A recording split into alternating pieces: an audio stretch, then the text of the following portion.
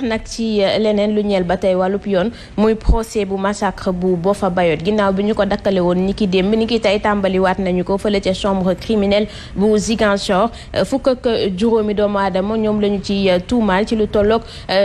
fukk ak ñeenti tuuma yoo xamante ne kon moom la ñu teg ci seeni ay ndodd waaye ca procès ba défense bi dafa sàkku woon ab géolocalisation bu Sonatel ñeel prévenu yi sàkkuteef boobu les ministères publics ak itam partie civile bi dañu ko bañ ñu ànd ci ak Abdourahmane Diallo. ñaareelu fan bu procès bu détenu nga xamante ne ñoom lañu jàpp ci mbirum massacre bu amee woon ci àll bu Boffa Bayotte foofee nga xamante ne fukk ak ñeent ci ay exploitants forestiers boom nañu leen juróom-benn fan ci weeru janvier ci atum 2018 mardi bile ci jamono 9h la procès bi daal di tàmbale ca tribunal bu grande instance bu Ziguinchor ci kanam baar bi fukk ak juróom présumé auteur bu carnage boobee amoon ca Boffa Bayotte ñoom ñëpp daal di rejeté en bloc charge yi nga xamante ne ñoom lañu leen di reproché loole nag ginnaaw bu ñu leen xamalee lu nekk ca procès verbal d'audition bi ñaari cheikh yi Ousseynou ak Assane Badji ñoom ñoo njëkk a présenté wu ci kanam baar bi kuñ ci njëkk a tudd nag ñu ngi koy présenté ci biir procès verbal bi ni kenn la ci membre bu comité villageois de protection bu forêt bi chambre yi uti ngir xam niveau d'implication waaye moom Ousseynou Badji daan na weddi ba mu set tuuma yi nga xamante ne moom la ñu teg ci ndodom te xam ne ni bokkul ci benn comité de protection bu forêt bi ci noonee lañ ko confronté ak kii di Boubacar Sidibé di ab ouvrier agricole mi nga xamante ne moom bu jiyee bi amee ba noppi dafa daal di jëfandikoo charrettam ngir transporter niiw yi ak blessé yi ci kanam yi les rejets défense bi daal di laaj expertise bu Sonatel ngir ñu mën a amal benn géolocalisation bu ñëpp ñi nga xamante ne njort nañu ni impliqué wu nañu ci mbir mi ci jamono bu jiyee bi amee boobule demande ministère public ak partie civile ba dañ ko daal di rejeté. mu ngoog Mansour ñoo ko déggandoo ñëpp ñi nga xamante ne dañ leen tuumaal muy détenu yi weddi nañu tuuma yi ñu teg ci seen ndordu yëpp. weddi nañu ko ci lu amul benn mbetteel parce que bu ñu la tuumaalee lu toll ni rey nit mënul tëb tëb rek ni waaw du yombee noonu mais njort naa ni bi ñu leen tegee loxo ak léegi muy événement Boffa Bayotte yi justice comme ni ko yoon waajale ci jëf-jëfu crime am na sañ-sañu benn durée bu mu am pour mën a approfondir enquête am xëy na am na ay preuves yu leer yoo xam ne xëy na daañu ko becci fi mu nekk nag ñi ñu tuumaal ñoom ñooy miim ak question yi mais dina des na ci kanam ngir indi firndey sababu ñu jàpp leen parce que bi ñuy rey ñooñu kenn fekkewu ko le fait ñu jubal ci ñoom jàpp leen tuuma la tuuma jooju ñoom dañ koy weddi nit di leen teg tuuma ji itam daañu indi ay lay ci li tax ñu teg leen tuuma ji ba tax ñu tëdd diir bu toll noonu xëy na kon kii bi àtte bi mën na bañ a gaaw comme ni ñu ko foogee mais njort naa ni dëgg dina jib nag bu amee alhamdulilah parce que toujours dama koy faral di wax ni dañuy wax Boffa Bayotte wax ñi nekk ci kaso bi parce que ñu ngi dund mais bu ñu fàtte ni fukki nit ak ñeent di ay pères de famille ay jeunes la ñu rey ci façon bu ñaaw sànni leen ci àll bi zulman tooy maanaam rey goo xam ne tooñ la parce que ay innocent lañu ci rey gi ñu leen rey donc ñëpp bëgg justice am ci wàllu boobu. Ndeye Dimet géolocalisation bi ñuy sàkku ndax mën na doon élément de preuve am lu mu indi ci ay leeral. mais tout à fait tey jii bëri na ay crimes yoo xam ne nii kenn yaakaarlu woon ni dina am tey njeexital. traçabilité boobu Sonatel di def moo tax ñu jàpp ay nit boo fàttalikoo bijoutier bi nga xam ne nii reyoon nañu ko Pikine ñu sànni ko fële ca Cambérène boo xoolee li yéenekaay yi bind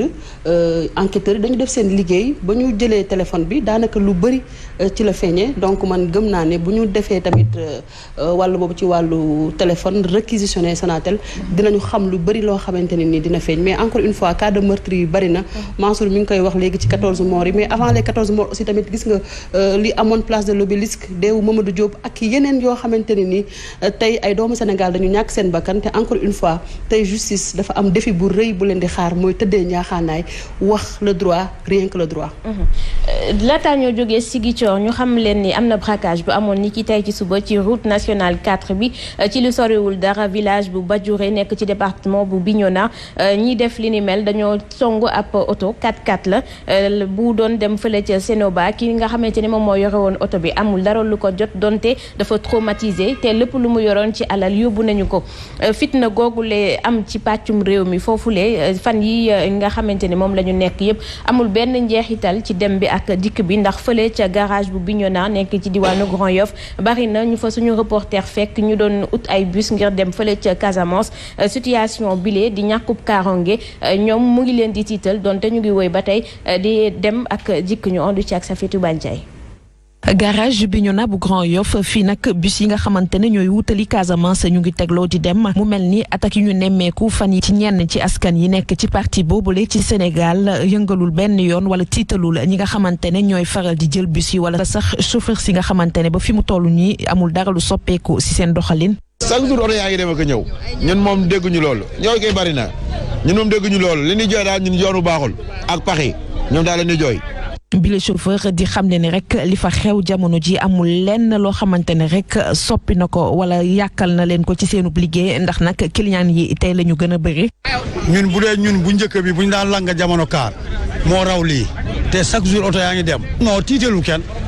du client du chauffeur du apprenti ñu ngi dem normal di dikk di ñëw normal. ñiy faral rek di fi jël ces bus yi rek ngir utali Casamance tey la ñu gën a sawar ngir def boobule tukki lenn rek la ñuy ñaxtu moo di tali yu bon yi nga xamante ne mooy faral di jur accident ci yoon yi.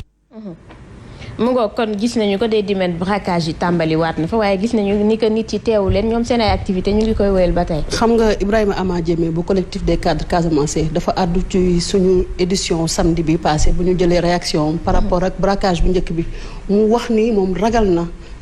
braquage yi commencé di bari. parce que ñoom cadre yooyu defoon nañ ab communiqué artu ginnaaw ba Salif Sadio libéré li nga xam ne mooy soldats yi wax ni na négociation yi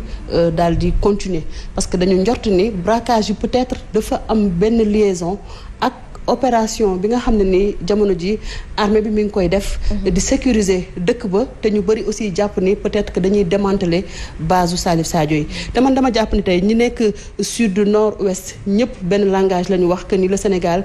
benn la kenn mënu ko xar ñaar bu ñu sukkandikoo ci même les cadres casamançais dégg nañ keroog ki nga xamante ne ni mooy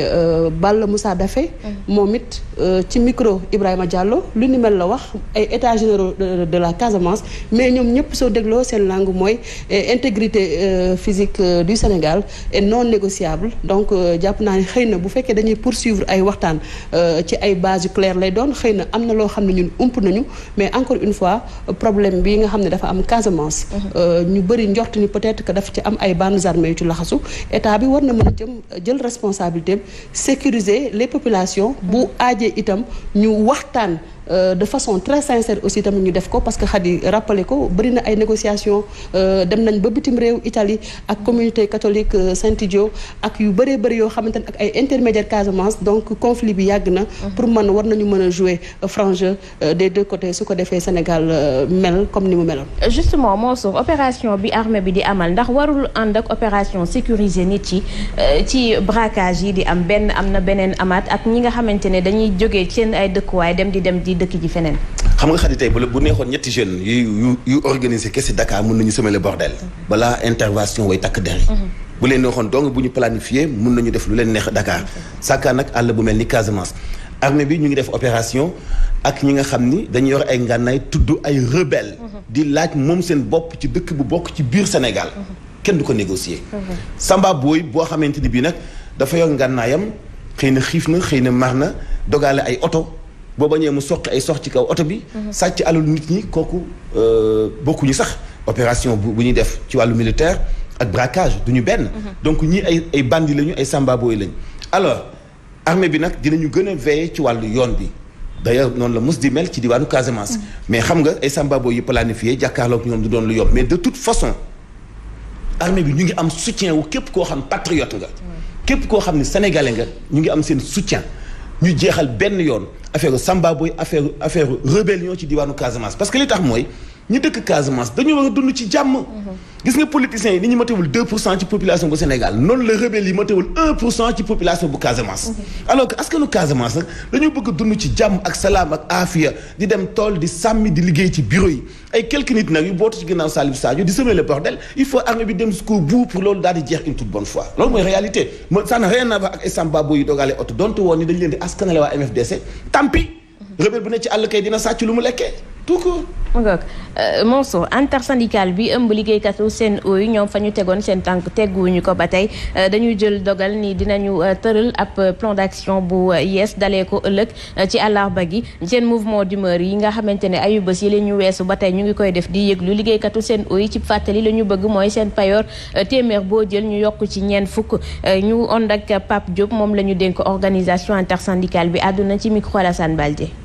Le brassard rouge mercredi ak jeudi et le jeudi nous avons convoqué une réunion de délégués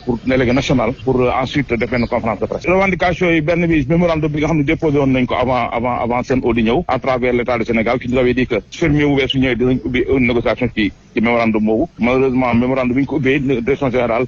tontu boo xam ne dal na xel par rapport ak ñu discuter ci mémorandum bi boo nga xam ni am na point boo xam ni point yokku 40% de salaire la boo xam ne déposé woon nañ ko depuis boobu mais léegi ubbiwuñu ko mais du loolu rek parce que am na ay plateforme boo xam ne dañ koy déposé annuellement yooyu tamit gisaguñ ci vraiment ouverture boo xam ne am na ci négociation yi ensuite état du Sénégal bi nga xam ne tamit moom tamit li ñu joxee suñu 8% ba léegi mënuñu fexe ba am koo xam ne mënuñu siéger ci conseil d'administration. ñoo des ci ndox bi ba tey ndax forum mondial bi ñu jagleel wàllub ndox mu ngi woy ba tey fii ci diwaanu Ndakaaru ci fàttali démb la tàmbali ni ki tey association bi ëmb département Sénégal yi amoon nañu ab panel ndaje boobule acteurs yi li ñu ca bëgg mooy ñoom ak seen i ay partenaires ñu sëgg ci ay pexe bu ko defee li ñeel wàllub ndox bi ay jafe-jafe ñu mën koo saafara ñu ondu ci Tidiane Diallo.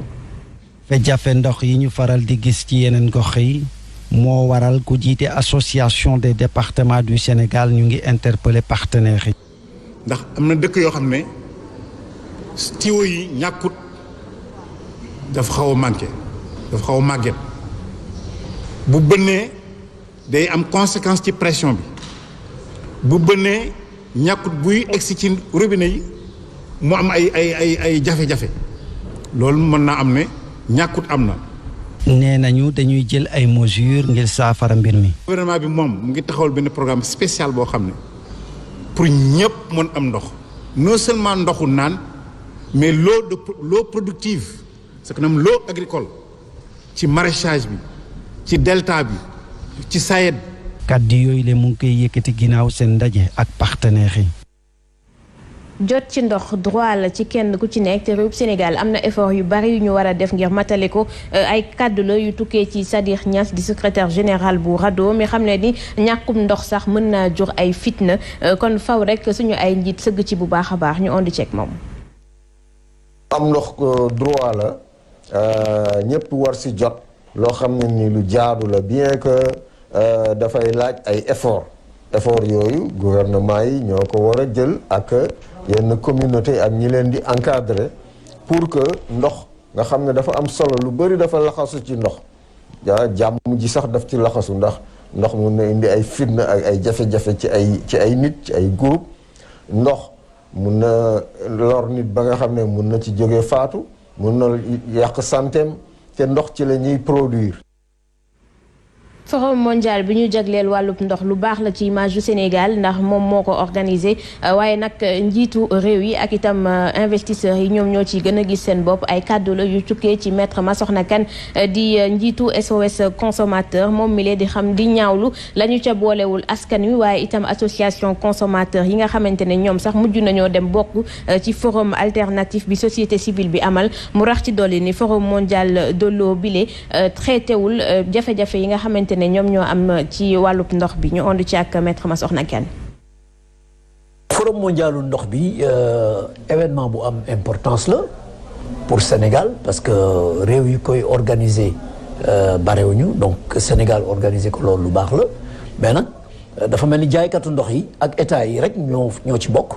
ñun population yi kenn boolewuñu ci kenn invité wuñu ñun association de consommateurs yi kenn boolewuñu ci te bu ñu ci boole woon sax comme da ngay fay pour bokk ci ñun amuñu lu ñu fayee donc boobu forum pour jaaykatu ndox yi la ak patron yi ak état yi heureusement am na li ñuy woowee forum alternatif boo xam ni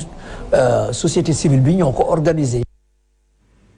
mu ngoog kon Mansour forum bi mu ngi woy ba tey ñi nga xamante ne ñoom ñoo ci yëngatu ñu ci bari ñu ngi génn di ku ci mel ni maître Massokhna Kane di xam ne ni vérité